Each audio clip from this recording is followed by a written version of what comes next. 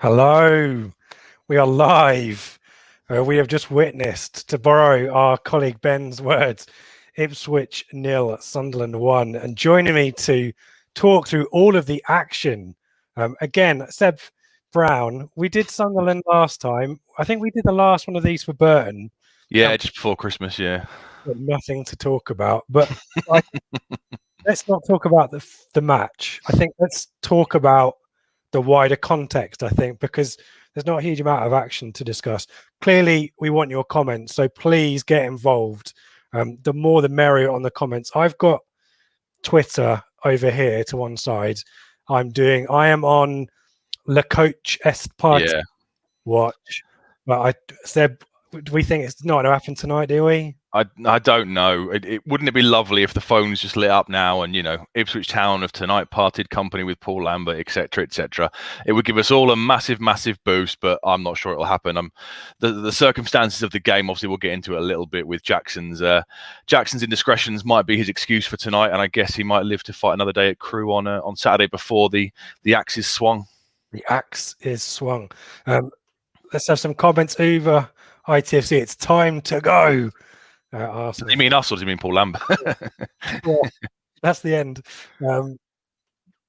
Oscar Tebbert, surely that was Lambert's game. Well, we think not, but give us your views. Seb and I, we might be on the kind of more on the conservative, not that kind of, I've had a beer. What am I saying? What else we got? Lambert will think he has an excuse for one, but there's no excuse for his poor decision making again. And the fact we lose to every half decent team. Mikey Penty Smith, bloody rubbish. Rob, we're not even good at being bad. We sort of shamble along, just doing enough to keep losing and keep losing by one goal. This is inevitable, Seb. I mean, we'll drill into the match action, but it's a 1-0 defeat. It's like Peterborough all over again, wasn't it, really? Yeah, it was. I mean, I was unable to watch it the weekend, so I was playing a bit of catch up with the reaction to the Peterborough game. I've watched the goals, and this game just seems similar. People might say we didn't play that badly again compared to, let's say, the Swindon defeat, but we just all knew what was coming. I can't think there are too many ITFC fans tonight who thought we'd get anything out of the game. I thought we'd lose by a couple. I guess 1-0 is a relatively a decent result compared to what it could have been. But we're not set up correctly, are we? We're so poor. I mean, Jackson sending off does massively change the game, but even if he'd have lasted the whole 90 minutes, do we really sit here now thinking we'd have got something out of that game? I don't. I think it would have been the same old story. The striker is too isolated.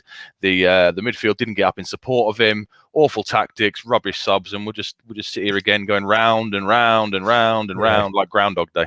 I was going to say, well, it's Groundhog Day again. And the other thing as well is, and I remember saying this on Saturday, and I definitely said it, we watched the game on Zoom together with a few other people. Sunderland were crap as well. Yeah. Let's be honest about this. Let's not pretend that we were beaten by the better team. We were beaten by the team that managed to score a goal. That's the difference. Yeah, and in the last... And at the weekend, we lose to a side that doesn't have a shot on target. They were really poor, especially in the first half. They took their one chance right on the stroke of half time. But apart from that, they were the decision making was poor.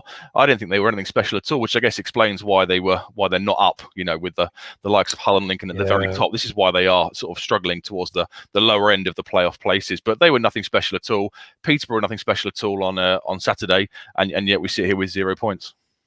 And 4 more years. 4 more years. Damon, thank God that's over. FPL Tractor. A lot of chat on Twitter before the game about the worst case scenario. Well, a battering loss after an early red card was probably the worst case. Yeah, and we're going to talk about these mitigating circumstances. We'll talk about the match action and Jackson's red card, but I think a lot of people thought after 10 minutes that, that he'd get a kind of a stay of execution, really, because of playing for 10 men for so long. Adam, we are going to finish the squad with 2 lone players in the front 3 and 2 aging fullbacks. Half the squad out of contract. Green shoots of recovery. My arse. David Diamond's crap. But the Jackson's now up for 3 matches. That's not going to get rescinded. That was a definite red. We need, and Drinan and Sears, I think Sky put up the stats, not particularly potent, I think was Craig's word on the Blue Monday WhatsApp. We are going to need a striker, aren't we, if Norwood's not Yeah, they're going to have to go into the loan market. I guess with the salary cap issues, it's going to have to be an under 21 player who won't count towards the overall cap unless they look to move somebody on. I mean, yeah, Jackson out for 3 games, Norwood out. Well, we don't know about Norwood's return yet, do we? And Hawkins out for 6 weeks, leaving just Dryden and just Freddie Sears. But Lambert clearly doesn't fancy Sears because he didn't bring him on with, what was it, 3 minutes to go? Yeah. I understand. Given the way the game was playing, you need that bit of a physical option up front to hold the ball up and hopefully try and relieve a bit of pressure, which explains why he went for Dryden. But we're going to need something changing up front because I can't see this run of games coming is crazy. And if we're going into every game with a player who's not scored in 10 professional appearances for us and Freddie Sears out of favour, where on earth are the goals going to come from? What will happen is we'll find there's a position maybe we'll loan out Ward or Chambers. You have to loan out a player where you don't have reserves in hand to come in. So yeah, if we're going to manage the salary cap and move people around, it'll be someone stupid that we actually need to keep, like Danassian. Anyway, let's have a butchers at these. A few more comments. Here we go. James waiting until the 85th minute to get Scissors on strike with goals to his name, although Dryden didn't play badly. Ian, I wish my hair needed washing tonight. Dull.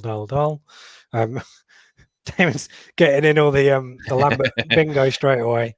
Couldn't ask for more. Played really well. I mean, really, I'd hate to say this, but there's an element of truth if Lambert says it tonight, because I guess, again, I think the more interesting thing tonight is the bigger picture. I guess if you are looking for things fundamentally wrong, we did not get smashed 4 or 5 tonight, did we? So is there something to be said there, Seb? Is that where our standards are really at, though, now as a playing club, devil's advocate? It could have been a lot worse. Yeah, I guess, with 80 minutes with 10 men, you're starting to think about the worst case scenario. I guess they put a shift in, to quote Mick back in the day, but tell me back. But I can't. Like I said earlier, I can't believe if Jackson had stayed on, that result would have been any different, to be honest with you. Neil, how much longer can this go on? Surely now or Saturday. Crew's got a grudging inevitability about it now, doesn't it? Hopefully, surely. I mean, we're running out of games again. I was on here, I think, after one of the midweek games earlier back in the winter, and I was saying he should have gone then. So suddenly we're 6-7 games further down the line, which is less of a chance for somebody to come in and try and kickstart us. Uber ITFC have never been so desperate to see a picture of a corner flag. Andy, Jackson Red is no excuse for the months of poor form and no clear plan. Yep, Andy, I think a lot of 100%, agreement with that. Yep. Here's Joe doing some helpful analysis for his 10th in, I think, is that 10th in L1, L16 defeats, 10th in League One, 6 defeats, 7 at home. I'll translate, don't worry. 5 without scoring, 9 points in the last 10 games, played 8, lost 8 against the top 7. I've done some homework as well, so I've got some stats. Since the Doncaster game, the 4-1, we've won 6, drawn 1, lost 7. And in that time, I'm not sure the goals have been particularly good. We now, thanks to Renegade Statman, this run of home form that we are now on is our worst since 94-95, and that was the season we got relegated from the Premier League. We are not in the Premier League anymore. We are in the 3rd division. XG league table, which I quite like, the experimental 361 XG table, expected goals. They're kind of the assessment of the quality of the chances that you create, the likelihood that those chances will lead to goals. We are 15th in that XG league table. Goals scored with the lowest, this is before tonight, lowest in the top 9. The bottom 3 all scored more goals than us before tonight. That's probably still the case because we didn't score. Goals against, only 2 teams had conceded more than us in the top 10, which isn't terrible. But again, to borrow Renegade Statman's stats, 33.3% of Paul Lambert's matches we haven't scored in. Is it now 19 matches since we've held a lead at half time? Is that correct? I think it is now. And I found this just randomly. If I know this is stupid, hypothetical kind of stats, but if matches ended at half time rather than at 90 minutes, we would be bottom of League One. Well, that's I I mean that.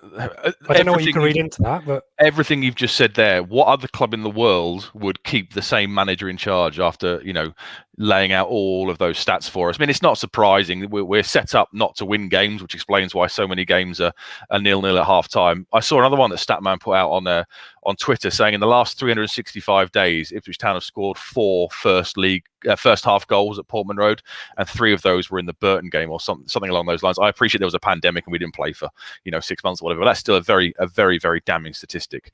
And in what other world does the guy keep his job based on these kind of statistics? It's absolutely crazy. Yeah. Robert Smith will do a few more of these and we'll get into the game. Jackson saved Lambert. I guess he's only saved him for another few days potentially. And potentially nothing was ever going to happen tonight anyway. I'm just still nothing on the old Twitter. No corner flag pictures just yet.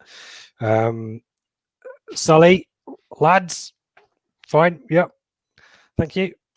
Pete, clueless. He's got to go. Harrison, no normal.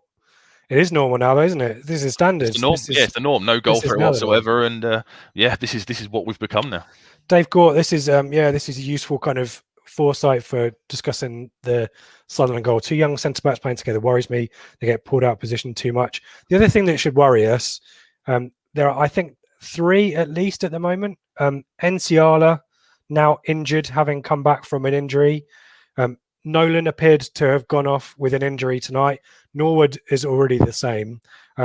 These injuries are an absolute disgrace now. It's almost like having a fitness coach on Zoom isn't working. This is, I don't want to use the word unprofessional, Seb, but this is stupid, isn't it? I mean, it is unprofessional. It is unprofessional. It's negligent. Is this Lambert gambling on his short term by risking the medium term future for some of these players? Because that might be Enciala for a few weeks from. No, it's another hamstring injury, and he already lost a month. Nolan didn't look too happy. Norwood's rarely found himself back into fitness. And Nolan went straight down the tunnel, so that must be an injury. Norwood, we could argue, came back and was rushed back quite quickly, and he's broken down again. It does smell, doesn't it, of Lambert getting desperate and starting to throw half-fit players on in the hope that they can buy him a bit more time or somehow try and change the tide.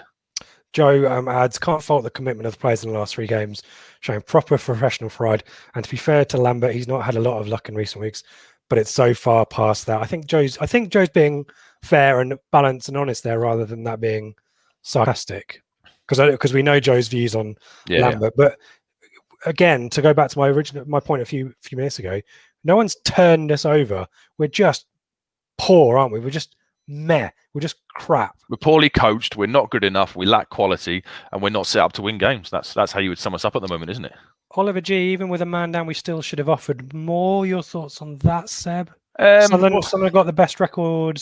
Yeah, they're unbeaten. Unbeaten away. Unbeaten away from home. They've got a striker in form, a striker who did school both of our young centre backs, I'll say as well. So, they put a decent shift in, like I said, but offered absolutely no goal threat. I'm not entirely sure what more they could have done. I guess we can look back at a couple of chances. There was one in the second half which Thomas gets onto his left foot, and he goes for placement rather than power. I guess you should say he should maybe do a little bit better there. But I think the game played out exactly how we all thought it was going to. And Dave Gore adds exactly the same thing. Does anyone think it would have been much different with 11 on the pitch? Seb thinks not. I was excited with the lineup as well, because I saw Edwards, Thomas, and Jackson. I thought that's a lot of pace in the front. Should we have a look at that now? Sorry. Yeah, to jump in. Let's put that up there. You'll see Jackson's red card there, and 3 out of 10 when I took the screenshot. But yeah, I guess let me remove the scroller as well so we can see Luke Chambers' name there as well. So the changes are Nolan in, Thomas in, Jackson in, Wolfen in, and you were lots of pace up front, Seb. Yeah, so I was, the last few games, when we've played one up front, the danger is they get too isolated, which we've seen in so many games this season and last season.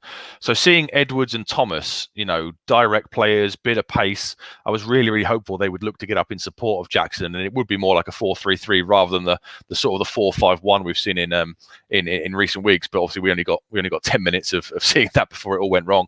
If you look at that lineup as well, it's quite telling. If you look at the spine of each team, you look at Sunderland, you've got Charlie Wyke, an experienced experienced school. He schooled our centre backs, experienced player at this level. Grant Ledbetter, we know, fairly well, played so many games. Bailey Wright, an experienced campaign. They've got a really strong, experienced spine in the middle of their team. Then you look at ours, and you've got the two young centre halves. You've got Andre Dezelle, who hasn't played that much football and is still a relatively young guy, and you've got Caden Jackson, who obviously lasted 10 minutes, but even if he hadn't, he's only scored once in 12 games this season. So I think it's quite telling. The two spines of the team really show you how sort of apart we were. Yeah, and I think that image, I don't think it was kind of a Christmas tree kind of formation for Ipswich.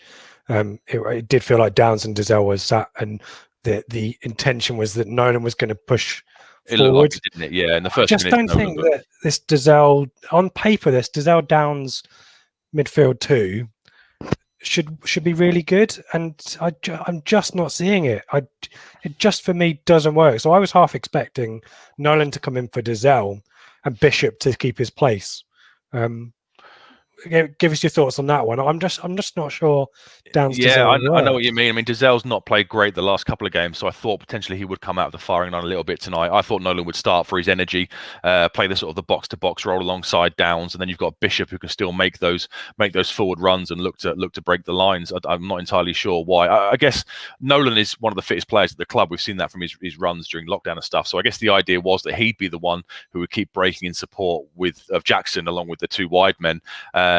But like you say, Downs and Dezelle, they seem to sit quite deep, and it's not really gelling for them at the moment. It might be a fitness thing. Obviously, Dezelle has played quite a lot of football. Maybe he needs a rest, whereas Downs has just come back into the team.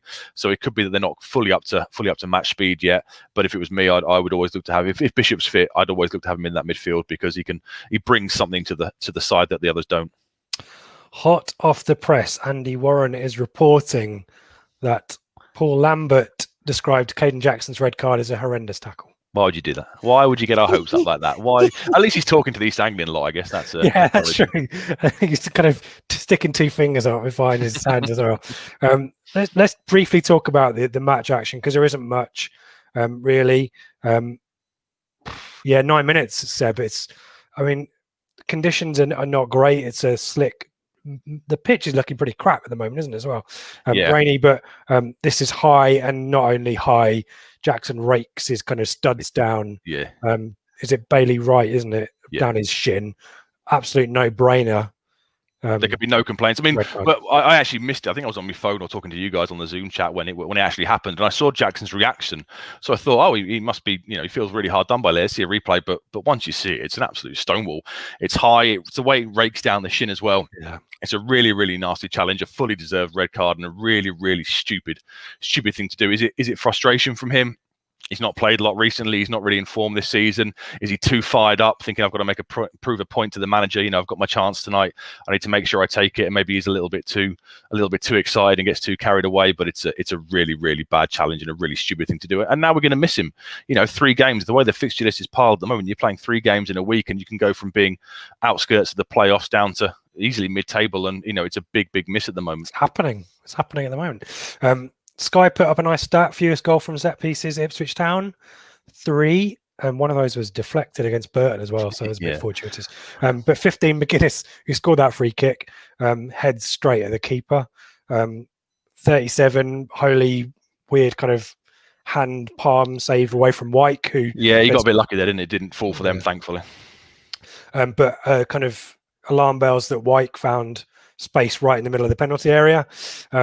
39, Winchester, it gets lucky here. It's a bit of a borderline yellow/red card. It kind of had shades of Andre Dezelle at the Stadium of Light. Gets away with a yellow card. 45 minutes, Edwards cuts in, hits a low shot into the side netting. We think Ipswich have held on for a commendable half-time 0-0, only for Max Power to float in a bobbly cross. All of Ipswich's defence to move one position to the left to make up for Stephen Ward's missing the cross, and Charlie Wyke, Seb, who manned the match according to Sky. Unmarked, yeah. I mean, McGuinness has to go to cover for Ward. That one makes sense. There's no blame handed to McGuinness. He has to move out to cover Ward. I don't really understand why Wolfenden then feels compelled to do the same thing. That leaves Charlie Wyke, unmarked. Chambers, unfortunately, doesn't come across in time, and Dezelle is the closest player to Wyke, who has a relatively easy chance of scoring. I mean, it's probably 4 defensive errors because you've got the 3. You've got Ward's error, Wolfenden going out, and then Chambers not coming across quick enough. But Wolfenden's the one for me. I've got no idea why he feels he has to go out and leave such a big open space. And what's weird is Dizelle is the nearest player to Wyke. The sitting I'm not calling him a defensive midfielder, but sitting midfielder. Yeah, I mean, that clearly tells you things are not right with your defensive positioning. And yeah, your defensive line is awful and people aren't doing their jobs properly, and like I say, for one simple ball to drag the entire defense out of play, it wasn't a hard goal for them to score at all. And also that was about the 5th or 6th time they got in down their right hand side, down our left. You would have thought after the 3rd one you'd make some sort of change or do something to vary it, maybe change the wingers to give a bit more protection to Ward, because they were getting an awful lot of joy down that side, and it was no surprise when that's where the goal came from. And what if the half had ended 0-0? It wouldn't have. It would have been a fair reflection, wouldn't it? Yeah. And they were rubbish. They were really, really rubbish. We sort of dug in and put the hard yards in, and that would have been a fair 0-0. And I guess we'd have been like, okay, we've got to half time. Assumed Lambert might have made some sort of change at half time to get someone further up the pitch, and it would have been probably a fair result based on the first half.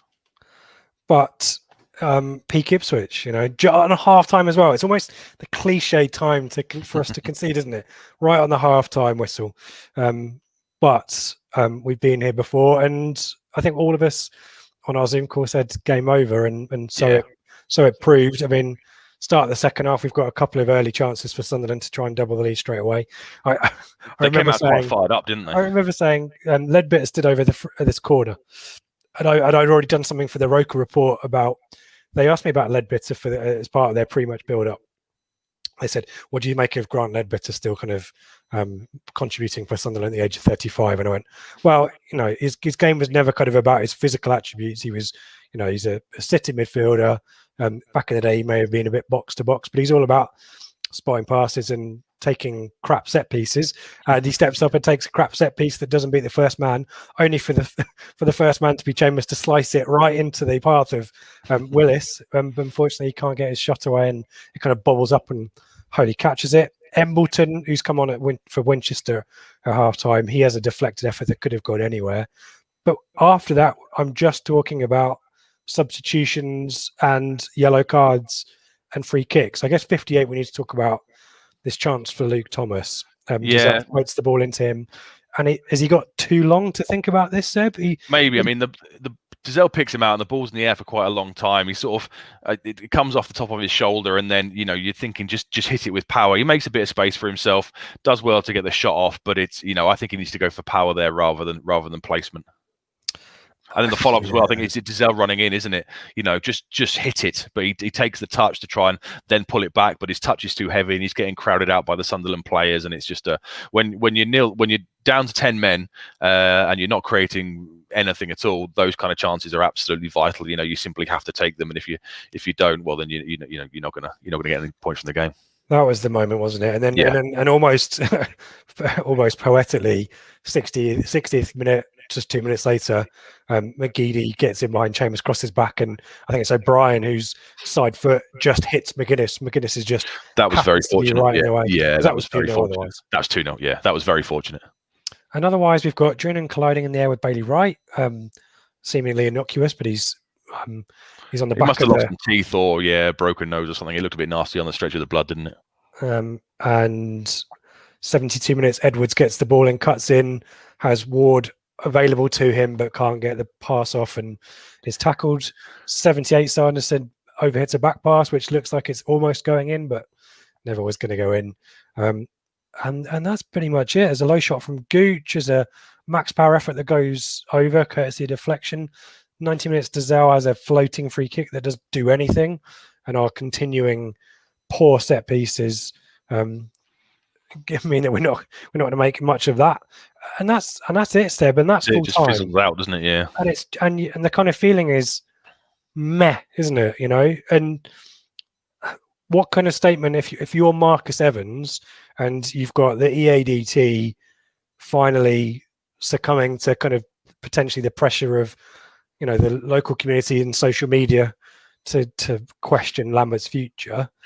Is there anything there that either swings you more towards keeping him or sacking, or is it just continuing the same humming and ahhing, it's isn't it? Groundhog Day, isn't it? It's nothing changes. This is no different to Peterborough at the weekend or any number of games from the past 12 months. This isn't if you take it in isolation and we're down to 10 men and we lose narrowly 1-0, but we've beaten Swindon 2 weeks ago. We've beaten Burton like we did. We've got a point against Peterborough. It's very different context.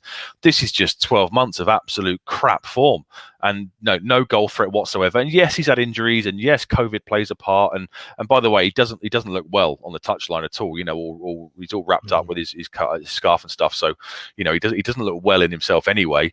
And I just cannot see. Well, I guess the only reason he is still here is financial, because Evans gave him that big 5-year contract, and he's got to work out a way to somehow to find a break clause or to pay it off. There's no green shoots here, to coin a phrase from his statement. There is absolutely nothing here to suggest that things are about to get better. That was probably 8 out of our strongest starting 11, would we say? The game against Swindon was probably everybody apart from Vincent Young, I guess you would say, because Norwood started that one.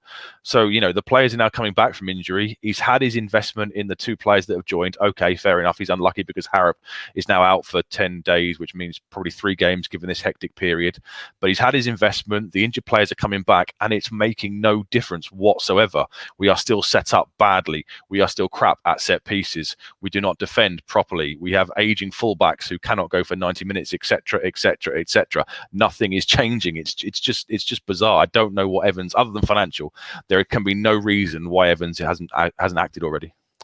Is it because it's not as, the defeats are not as significant? Do you see what I mean? Because I guess if you're Marcus Evans and you're in denial, and you're Paul Lambert and you are a bullshitter, so after 10 o'clock, so I can chuck one of these in, you're a bullshitter, then you can say these are fine margins.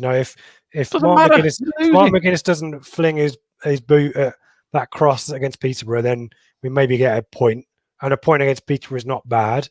If Jackson doesn't get sent off, and our defence doesn't shuffle over one position and leave Charlie White unmarked, these are fine margins. He'd have to say this about every game, but effectively you end up with a chapter full of excuses every week. Yeah, and Lambert's good at them. It's an excuse culture, I guess, isn't it? He must be thinking of a new reason to go to Evans on a Monday morning or after the day after the midweek games and say, oh, it was because of this week, or it's because of that this week.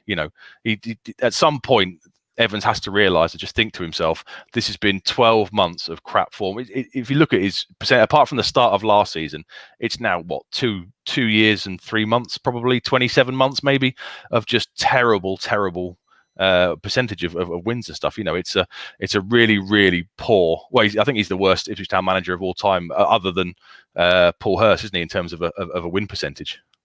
I think so. Stats. And he's had 27 months. He got the free hit in the relegation season. Yeah. Fair enough. He was doing the stuff off the pitch. Last season started well, went horribly. This year's doing exactly the same thing. So it's not like it's a new scenario, and you can't really blame the injuries or COVID for this, because it's happened 12 months previously. It's just the way it is, because that's a result of his management. The whole season is Groundhog Day of last season, isn't it? Yeah. Let's go through some comments. Keep them coming in. Ian, this league is shocking, which shows how bad we are. I'll put the league table up in a bit. And, as we said, supposedly Peterborough and Sunderland, 2 of the potentials for top 6 finish. Neither of them have impressed me. They were nothing special. We've got no points from either, which shows how bad we are, like Ian says. Ben watched the game against Device. Really regret it. Could have had a bath. We want to know what you put in your bath. I said to Seb Richard's deep bath, sponsored by Dettol. I was gonna get a partridge question in there if the game was crap. So I want to know what you have. Do you use a bath bomb, matey, Radox? Let us know what your brand of choice is for your baths. Or are you a shower kind of person? Maybe a sauna. Let us know. Sully's getting the excuses in. What about the games in hand, Seb? What about the games in hand? Yeah, brilliant. 1 point something points per game, probably take us to about 8th, don't they? I just had the comments refresh, and now I'm all out of sync. Here we go. Jack, Baron, give Tyree Simpson a chance. Damn right. He'll get on the bench now, I guess, won't he? And he'll have to be on. He played today for the under-23s, and he'll have to be on the bench for the crew game, because I assume Drennan will have to start. We've had no update on Norwood, so I guess we don't know how far off he is. But Simpson will definitely have to be a bench option. And to be fair, last season, he looked. We were at Blackpool. He looked okay. He looked a bit raw in a couple of games after that. But he's a big physical option, so definitely get him on the bench. And if we need a goal in the last 10 minutes, then throw him on. I mean, he'll leave it to the 87th minute and then put him on for 2 minutes. But anyway, Barley, come on, we're not a League One, League Two. Yeah, we offered nothing up front. Stats results tonight. We are heading towards League Two. Well, this is the concern, isn't it? We get stuck down, isn't it? Yeah, if we get stuck down here, and we've spoken about it before with the salary cap and the contract situation, next year is pretty much going to be our under 23s and John Nolan. And if that is the concern, we just get stuck down here, and like we did in the Championship, we peter, and then eventually we just go off a cliff. Ben, evening to Ben. When I look at League One results and see the losing team with 1 or 2 goals, we can't even do that. Yeah, we're not even getting consolation goals, are we, Seb? No. Where is our goal threat? It's not been here for months, has it? Chris is, I mean, Lambert isn't going anywhere. Why would he miss out on a 4-year payoff for the rest of his contract that he knows the club can't afford? Yeah, I mean, Lambert's effectively holding the club to ransom here, because another manager might negotiate a payoff, a mutual consent FC payoff, but Lambert has no motivation to do that either, does he? No, not at all. I mean, even Jewel, sort of, that was, I guess he was sacked, but they worded it saying it was a mutual thing at the end of it, because he realised he couldn't take the club any further, and he sort of did the right thing. But Lambert, it's just a game of brinksmanship now, isn't it? I mean, he's gonna maximise his payoff opportunity and keep going as long as he can. And to be fair, if we haven't been stupid enough to give him a big, long, fat contract extension, we've only got ourselves to blame for that. Which is why everyone's just going to have to bite the bullet. It's his choice to give him the contract. He's the one that's going to have to bite the bullet now and pay him off. Yeah, well, I made this point on the Radio Suffolk phone-in before the match, that Evans has got a choice. He's either got to pay the lawyers to find a way to kind of cancel this contract or find the breaks in it, or he needs to just pay off Lambert anyway, or he needs to face up to the fact that we've got circa 10,000 season ticket holders. That number goes down to 5,000. Yeah. And in a point where the club's finances are a real problem because of COVID, you either turn your back on what your customers want, to use, is it Simon Clegg's phrase, I think? Yeah. Ian Milnes, or you kind of double down on your incompetence of giving him the contract in the first place. Either way, he needs to be contrite, Evans, and just bite the bullet and accept his failure, doesn't he? But that's also another mentioning the season tickets. I mean, the renewal packs must be getting ready for it's normally March, isn't it? Early March, mid-March, they go out. How the hell is he going to possibly justify some sort of a season ticket renewal plan or offers with, no football being, you can't go and watch the football, and Lambert's still in charge? I mean, he's running out of time on every single avenue, both on the pitch and off it. And the other thing, at some point, people like me, who have paid money and I'm stupidly paid up front on a credit card, and I'm wanting my refund because I'm only at the moment getting £10 a match of value. My season ticket is a bit above that. Yeah. What am I getting for the rest of my season ticket? Last year, or last season or summer, we gave the money to the club. Most of us did, one way or the other. I don't think anyone's motivated to give this money back to the club as a donation next time. This year. No, not this year. Goodwill is just being run out, isn't it?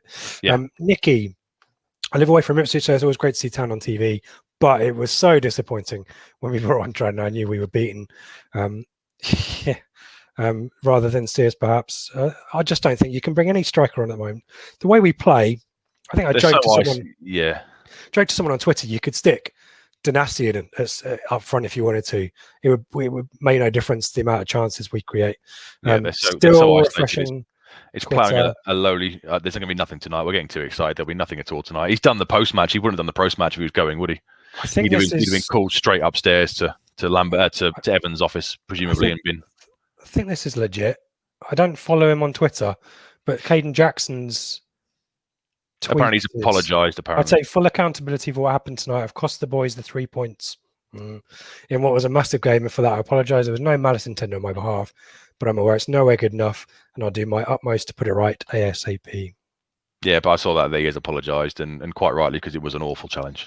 But to say it cost us 3 points is stupid. Yeah, it cost us the chance of 3 points. More likely a point. The organisation for their goal was shocking. I've seen this a million times in Lambert's era. Still not learned how to defend simple crosses. Again, Wolfenden comes in, and I think maybe it was even Jack earlier on. just doesn't appear to be that understanding, and no one's organising at the back. You've got Chambers and Ward. Yeah, you've got two talkers out on the flanks. That's the problem. I mean, where's James Wilson in all this? He started the season well, had a bit of a knee injury, and suddenly he's not played for coming up sort of 4 or 5 months now. He'd be one who you'd want alongside one of the young lads to sort of talk them through the game, and give them a bit of experience. It's no coincidence that last year Wolfenden's best form was with Chambers or Wilson alongside him. That bit of experience God, to help him. Wilson. Yeah, exactly. Where is he? He started the season really well, and he's just completely vanished. He had a minor knee injury, and he's just disappeared off the face of the earth. I mean, Chambers is out of form at the moment. Peterborough is pretty poor tonight. I don't think his pass completion rate was particularly good. Lots of shaky bits of possession, but you just feel like, of all the places in the pitch, we're actually, given we can't score, you could chuck money at a striker. We could spend £2 million on bringing a striker and play him in the system that Lambert's persevering at the moment, and it won't make much difference. So maybe you'll get a little bit more intent, and maybe the ball will stick a little bit further up the pitch than it does with Drynor or Sears. But ultimately, if we can't stop shipping goals and we can't score any, then we're just going to keep losing matches like we have against Peterborough and Sunderland. So shouldn't we be? I still think we need fullbacks, at least a fullback. Yeah, 100%. Yeah, 100% agree with you. It's the wrong way round, isn't it? We need the two more experienced people in the centre and the two younger guys out on the on the flanks to sort of to bomb on. It's the wrong way round. And with this lineup that's starting, with this schedule that's coming up now. I mean, we saw Kenlock get a few minutes tonight. Surely he's going to have to play some part in the next few weeks, because Chambers is slightly different. Chambers, he's proved in the past, he'll go and run through a brick wall. Ward looks so tired and so leggy that the booking he got was for a really, really tired, sloppy challenge. I cannot possibly see how he's going to be able to play 3 games a week for the next 7 weeks or whatever the crazy schedule allows. So I'm assuming Kenlock might get a bit of game time, but we're going to need a bit of nous, shall we say, at centre back, I think, as well. I think you might have said this, but I think maybe it wasn't correct until tonight. Renegade Statman's tweeted league loss percentage. Paul Jewell 42.5%, Paul Lambert 42.7%. Okay. So Lambert now has the worst loss percentage, I think, of any Ipswich Town manager. So there you go. Yay! 4 more years. Roger the trainer, deeper than Lambert. Sports science coaches, physio, general manager, just not up to it. The infrastructure's not there, Seb, is it? No, not at all. It needs a proper, a root and branch investigation to things, because our sports science team is crap. They don't appear to be coached overly brilliantly. It'd be quite interesting to see who goes. If Lambert does go, I assume Stuart Taylor will go as well. But will they look to keep the likes of, Matt Gill was really highly rated, wasn't he, when we pinched him from up the road? And Jimmy Walker seems to be a very popular kind of player based coach based on his previous clubs and stuff. It'll be interesting if they are removed as well, or if they sort of stay on and maybe we finally will do some proper off-field setup for a sports science department, and potentially look at the director of football option again, because Leo Neal, the poor guy, seems to have to do so many jobs at the club. It must be impossible for him to really nail down that position and sort of make it the role that he wants to do. He's looking after the academy 1 week, transfers 1 week, etc. So the whole thing needs a complete shake-up. But even Leo Neal's credentials, I think, are quite fair to raise and to question as well. I think he's got value at the club. I don't deny that, but I think the director of football role should be, what they call a football person. Simon Damon, Milne. Give it Simon Milne. Oh, exactly right. He won't come back. Somebody who understands the club. You've got Terry Butcher in the building. He could probably do worse than a sort of an oversight role. Here's a theory on timing. Evans will wait until the season ticket renewals before he pulls the trigger. So wait as long as he can until the season ticket renewals, then pull the trigger, and then suddenly everyone's optimistic and happy because Lambert's gone. They'll buy season tickets. That's what I think if he does that, that'll be too late. Ben Reed, we are League One Newcastle. Crap owner. Play rubbish football, set up badly, and a depressed fan base. Yeah, it's quite accurate. Simon, you said you wanted something dramatic to happen. Radio Sufferton Norwich. Yeah, the red card, I guess. But otherwise, it was severely lacking in any good drama. Stevie, so predictable. Live on TV, we lose it again. We may be down to 10 men, but that's an excuse. How on earth is he still our manager? Yeah, the Sky TV hoodoo's now kind of kicked back in. Yeah, Wigan was the one that we lost for 5 years before that, and now we beat Wigan on the opening day, and then it's back to the norm. Thankfully, though, I don't think we've got any more Sky games planned, have we? Not for now. Excellent. Not for now. Bale's set pieces are terrible. Dizelle, what does he do? Yeah, Dizelle, as I said, him and Downs, I'm not sure is a good partnership, but I think Dizelle's gone off the ball at the moment. It must be difficult for him at the moment. But set pieces are so poor, aren't they? Yeah, we just float it every time. Three goals from set pieces, worse in the division. We never vary it though, do we? It's always Dizelle and it's always Judge, and we just float it, and they're always outswingers and yeah, back in the day, remember when we had Waghorn really pinging the balls in with pace, Garbutt doing that last year to a certain extent. We just at the moment they're so ponderous and they're so laboured and they're so slow and they're very easy to defend against. Ewan, what needs to happen? Just so over this rhetoric, angry beyond words. Time to go, Lambert. Yeah. He should have gone on the double header week of Charlton and Hull. To be honest with you, that's when he should have gone. Portsmouth, I guess, if they've been there were fans there and they booed a little bit, didn't they? But he's just kept going week by week by week. Picked up 2 wins in that time to prolong things a little bit. But yeah, I think you'd be amazed if you could find many Ipswich Town fans who think he should stay in the role. This is significant bits, even into bits. This is sad. Not a happy bits today. No words of positivity. Bits is usually the one kind of glimmer of hope and optimism and light on the chat. The club has become a joke, being run by a man who's bent over a barrel by a clueless manager that will cost this club in every aspect.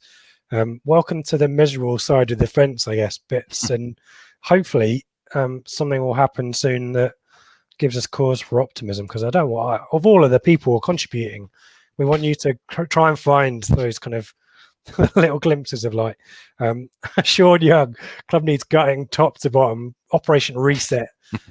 Anyone know Lee O'Neill's new email address? Poor Lee O'Neill, his inbox. But I'm one of quite a few people. If you've written a letter to the email to the club to register your concern at the situation, let me know if you got a reply. I sent quite what I would consider to be a quite articulate, quite thorough and respectful letter. I didn't call anyone anything offensive. I even asked Marcus Evans how his family was doing during the COVID crisis.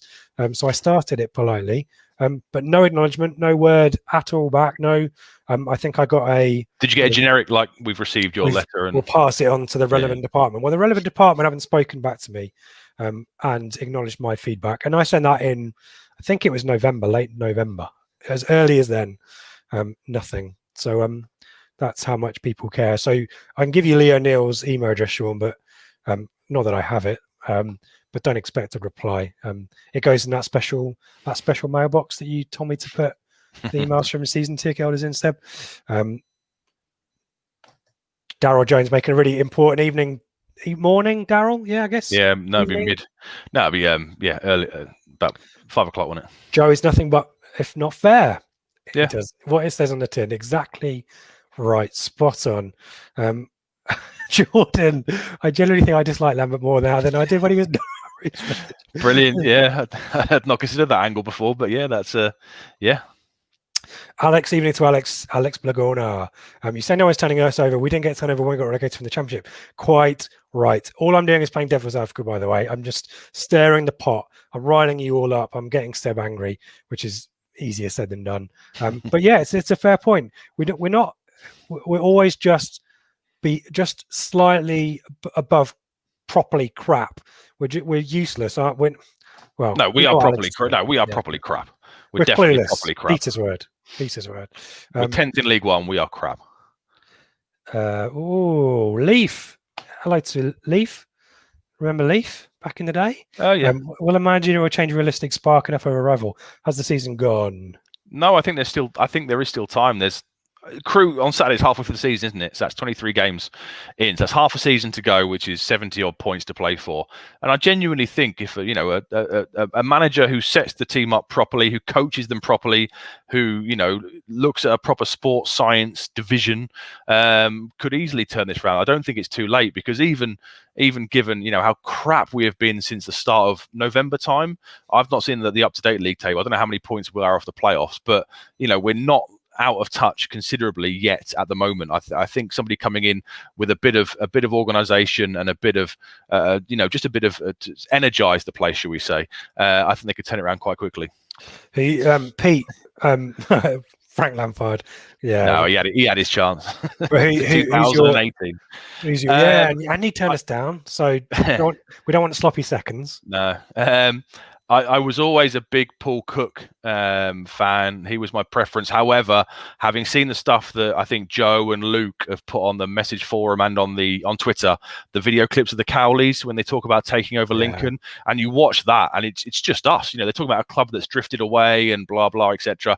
That is just us down to a T. So whilst I'd be happy with Paul Cook, my preference now would be the Cowleys. Yeah, I endorse that as well. Ben Douglas, I thought a young Wayne Rooney was playing for Sunderland O'Brien.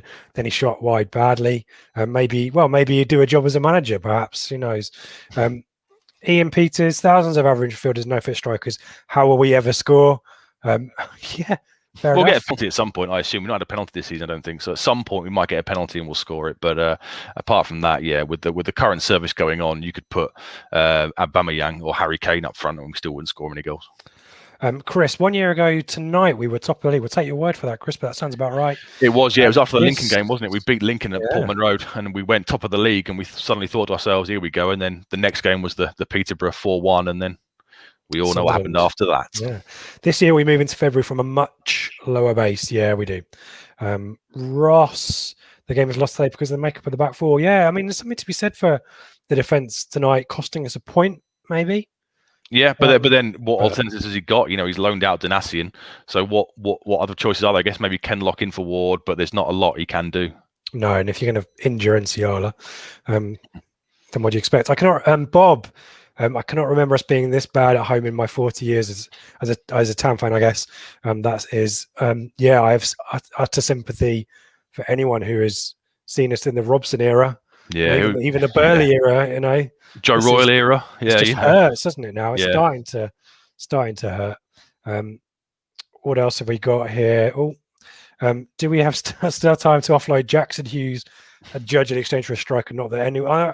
I was about to say, Danastian at the moment, I think, is the only person in the squad who anyone's expressing any kind of interest for. So, in terms of shedding the squad and making room for a striker, there's not a queue around the block. No, there wouldn't be. Wouldn't we? Yeah, or I think we would just have to leave people unregistered. I guess you look at the Scoo situation and think if he's going to be out for another month or two, there's no real point registering. So that frees up a space. But I don't think we've really got a lot of players in demand, let's be honest. Ben Whitehead, what's everyone's thoughts on Nigel Pearson? I prefer Mogger. Mogger's not going to drop down to us, I don't think. I don't think Nigel Pearson would, though. Do you think he'd come down to League One? I don't. I think I read somewhere that he's got family in Suffolk. I think also, isn't he suffering with long COVID? I'm sure I've read that elsewhere as well. So I think he's too good for this level. I think he'd be looking at a championship level job at least. Okay. Neil, we're now analysing the guy Chambers needed to come across. Why is Dizelle the closest player? Yeah, I think that's fair enough. Where are we? Alex, what, 5 more years? I saw that. Or 5-year contract. Nice, making me work, Alex, on the old comments. Probably wouldn't have mattered, but what do you think of Winchester's 2-footed on Downs?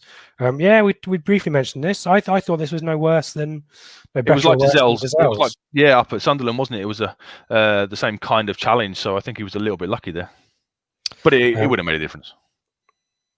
Do you think? No, I guess because we're still going to score. We're not going to score goals, so it doesn't matter. Worst Ipswich team ever. That's my comic book guy impression. Evening to you, Bradley. Thank you for that one. Michael, players need to take a chance.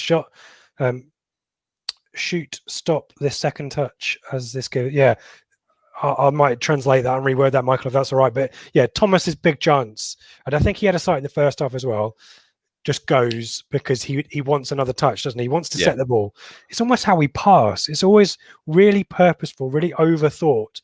And given we're a team that doesn't create chances and isn't making too many incursions in the opposition's 18-yard box, shouldn't we be shooting? Yeah, just hit it from range. Yeah, especially tonight with the pitch like it was with the heavy rain. We just always want that extra touch, or we always want to try and find that extra person to play them in, and it never works. Just sometimes you just got to hit the damn thing. Bradley makes this point. Evans with his poor recruitment, no strategy, no structure, can't pick a decent manager, and doesn't know when to sack a manager. I mean, this is the worst of. This is the boast of worst. But he'll wait too long to sack Lambert, and then we'll end up with someone crap, won't we?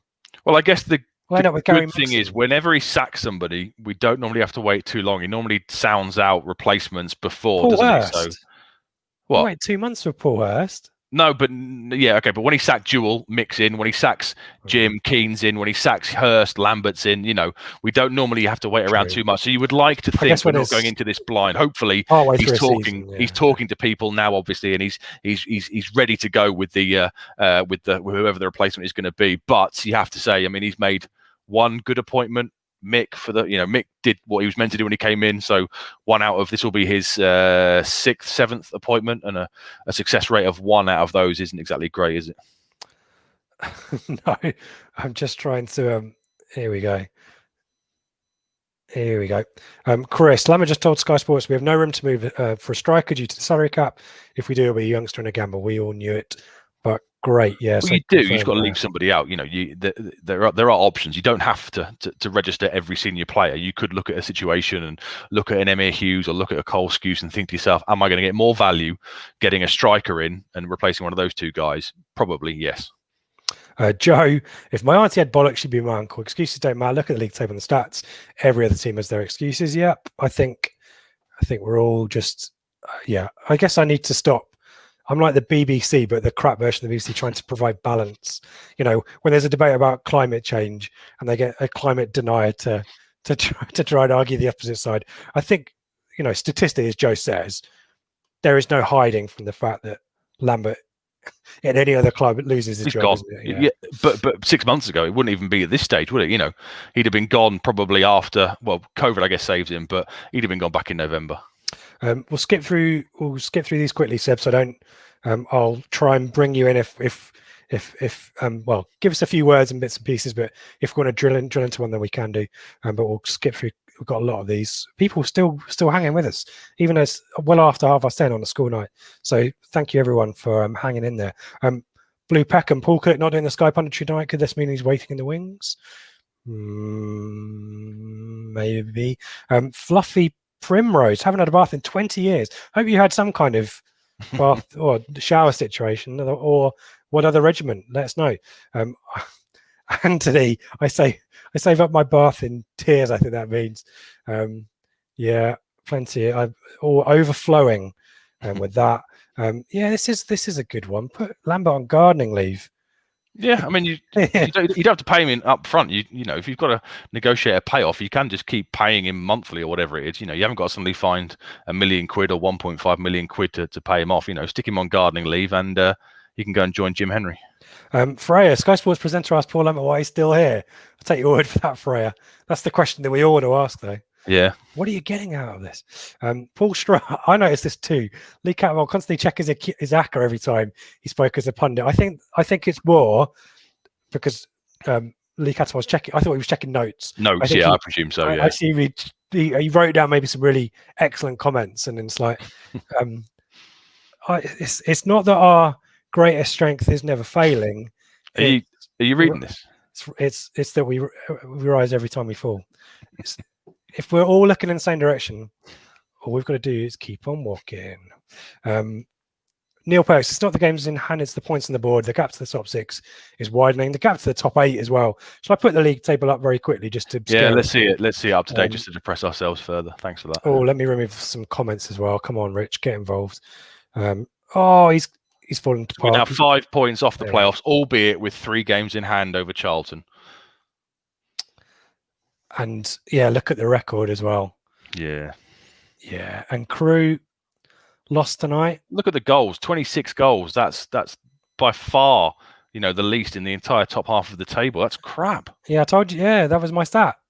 Lowest got. And even are we the lowest? How far down? Swindon, Wimbledon, they've scored more than us. Blackpool, look at Rochdale. Yeah, all the way down to 15th, and even then, that's the same number of goals. Shrewsbury 17th is the team that has scored less goals than us in the league. But I guess looking at that and going back to what you were saying earlier about is it too late for somebody to come in? You look at that and you see 5 points off the playoffs with games in hand. It's not too late. Somebody could come in here and do this. We probably need 40 points or so between now and the end of the season to get ourselves into the playoffs. That would give us 75, which pretty much guarantees the playoffs, doesn't it? 75 and the points league or is so. crap, as we've talked Exactly. about as well. Yeah, it's not an overly hard league to pick up points unless you're Paul Lambert. MW, listening to people moaning about Lambert week after week. Flip the playlist, guys. I guess what else do we talk about? There's not much else we could talk about, is there? Here's Joe. My prediction is new man in by Monday. Evans always gets his man lined up.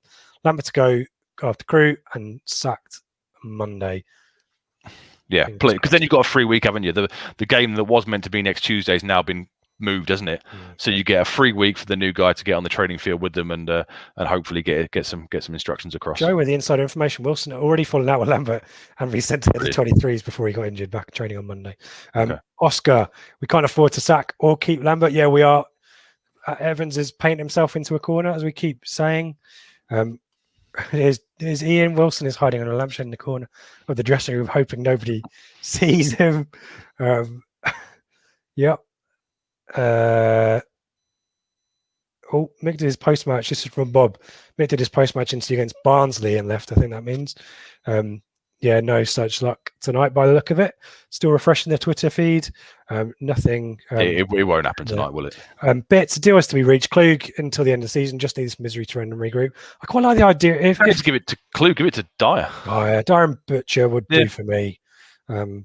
But with managers out of work like the Cowardies and like Paul Cook, you think you would move one of those guys, given the situation that we are in. But UK1, do you believe it will be gone before weekend? No, I don't. No.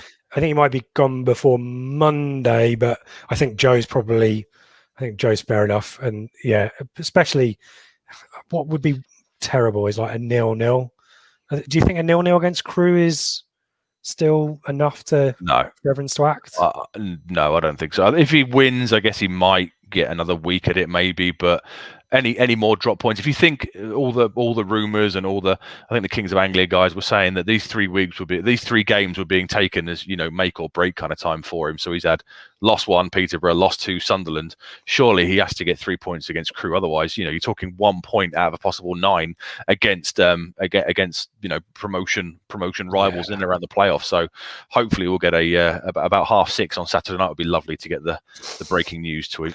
La Coach Espati. Tim Caston, evening to Tim. Hello, no words beyond done. It's just so depressing, isn't it? Just apathy, isn't it? Yeah, Tim sums it up there. We've all, we're of an age, a vintage to, where this kind of situation, Division 3, mid-table in Division 3, just hurts, doesn't it? More than anything else. It's just painful to see the lack of, what is it? It's not fight. It's just desire. It's passion. It's forward thinking. It's ambition. It's just excuses, isn't it? Constant excuses. Michael Warner, most teams in this league are just okay. How I wish we were just okay. I think most teams, just okay is damning with faint praise, I think. The league is there, Alex. Yeah, the league is there for the taking, in my opinion. But not for too much longer. The door shuts, doesn't it? And the trap door potentially shuts for us for a few years if we end up having this squad decimated because we have to stay down and cut our cloth accordingly. Sully, evening to Sully. Whatever about sports science? Do we think there's a film room at the club, and is it being used? Is that a reference to Paul Jewell there? I think Sully, maybe, or I'm missing a joke. Not sure. There's some chat going on the chat. That's good. I'm not going to drill into it if that's all right though. Ross Southgate, problem is even with a new manager, we don't have the right players fit. Fullback strikers, we're severely lacking in key areas. Is there something to be said about that, Seb? And then we decide to let ones go out on loan who are perfectly serviceable and could come and do a bit of a job. We are missing things at the top of the pitch, but they've only got now a week before the window closes, so they're gonna have to move pretty quickly, presumably without if Lambert goes on Sunday, what's that? That's the 20. So the deadline day will be on Monday, won't it? So there won't be a lot of time for somebody to come in and possibly bring in like a loan player, that kind of thing. They have to move pretty quickly to sack the manager and get their transfer business done before the window closes. But yeah, we are massively lacking up front and in central defence. and fullback. Tim, I'm not so sure our midfielders are average at this level, as in they're below average rather than above average. I think your thought on midfield. This was something that I'm trying to remember where I heard this. Maybe it was the pod on Sunday with Ben, Dave, and Joe. That are we overestimating the quality of our squad? Yeah, Joe and Dave were talking about it, weren't they, on the Sunday pod, and they were saying how maybe we're just not as good as we thought we are. On paper, it does look, a midfield of Dizelle, Downs, and Bishop looks really, really good, but you do have to say they just haven't done it. Oligana. Go with that. The fact that Dynasty performs at every other league club besides us sums up Paul Lambert. Yeah, he didn't perform badly though. I don't think, did he? No. When he was with us, he was a perfectly serviceable. Everyone got excited last year because he wasn't as good as Kane Vincent Young in an attacking sense. He's much more of a defensive-minded fullback. But I can't see. Obviously, Lambert doesn't rate him at all and doesn't like him, etc. But you can't tell me that over the last few games, him being in the back four would have made it any worse than it has been for the last few games. We have decent players being poorly coached and badly set up. You could give Lambert a Stradivarius and he wouldn't be able to get a tune out of it. Wholeheartedly agree with that. Ian Peters, the balance of the team is completely wrong, has been all seasons. This squad should be top two, stick to basics, have 2 players for every position. A Google user, we only have about 2 sellable assets. And I guess their fees Downs and Dobra, I guess. Maybe Dizelle at a push. Maybe. Wolfenden, maybe. I don't think this year, based on how he's. Depends if you want to. Depends if you're expected to get a good price. Yeah. For them. What else have we got here? Skipping through these because I'm noticing we're clocking up an hour, and some of us have work in the morning. What are we? Oh yeah. No, I'm not going to read that one. Maybe I'll put it up there. Google user. Thoughts on that one, Seb? Bobby Robson couldn't get a wall. I'm not sure. He would make everyone feel amazing, and just by his sheer magnetism and charisma, I think he'd probably get a winning formula out of the squad. Yeah. What's your predictions for Saturday then, Seb?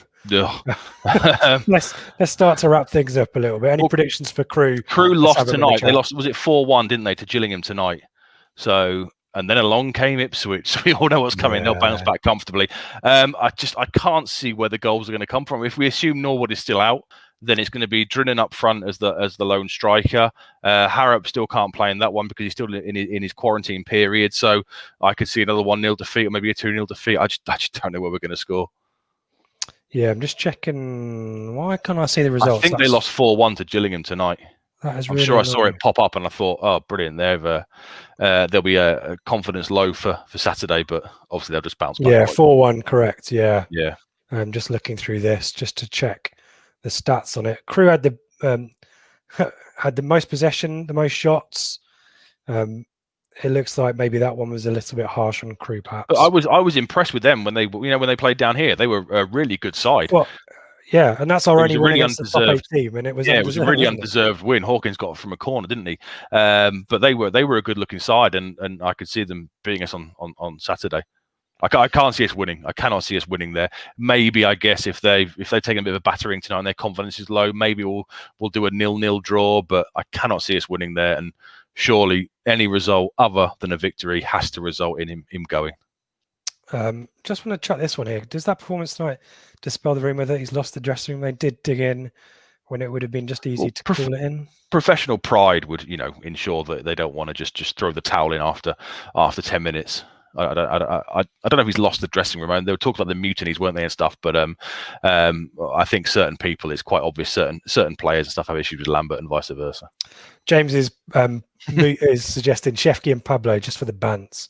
Why? I mean, at this point, surely anyone wouldn't be as bad as Lambert. Anything right? would be better. Yeah, statistically, literally anything would be better. Graham Mack asked me this live on the radio earlier, so I'm going to ask you now live on our Blue Monday live show. Would you take a loss on Saturday to help the cause, Seb? If it means, have you ever done it before as well? No. If it means he definitely went, I would accept this one loss. Yeah. Okay. If it was guaranteed, he would go. Guarantee. Well, you can't predict whether it's guaranteed. Well, I know that's the problem, but I've got to put you on the spot. I can never vote for Ipswich to lose a game because Yeah, it's difficult. Isn't it? 30 years of follow them, etc. And being up here in Chester, I so rarely get to see them. So when they are on telly and stuff, different issue with code. When they are on telly, I do look forward to it and stuff. So I can never wish them to lose. But if it meant that if a genie appeared now in the sky and said you'll lose 1-0, but he's gone at 6 o'clock on Saturday night, I'd go, yeah, all right, get rid of him, move on, because it's short-term pain for a much better long-term. You hope. What did you say? I have interest on the radio. I didn't hear you. What did you say on the radio? I said I regaled. I Woodward mused. I said that the only one time that I properly did it before was when we were 3-0 down to Barnsley at halftime. Was it? Oh yeah, the 5-3 when it kept him for a year. Yeah, okay, yeah. And kept Paul Jewell in a job for a year. I was praying that Jewell was going to get sacked after that, and then out of nowhere that performance that held us back a year. Yeah. And I wasn't there tonight, but I might be there on Saturday. I think if we go behind to Crewe, then I think everyone will start feeling right. This is it. Yeah, and I think it's difficult then. And then if the players feel if the players feel the same, by the way, then it might be a 2 or a 3, mightn't it? But we'll see. Bits. TikTok, Marcus, I know you're watching.